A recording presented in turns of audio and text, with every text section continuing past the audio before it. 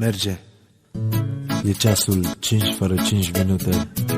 Eu și colegii mei Tisi și Bobby discutam despre copilărie.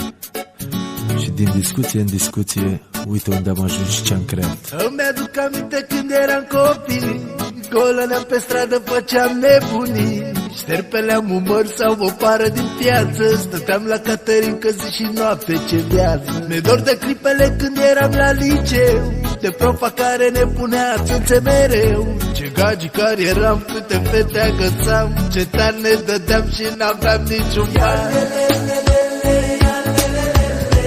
Ce frumoase sunt amintirile,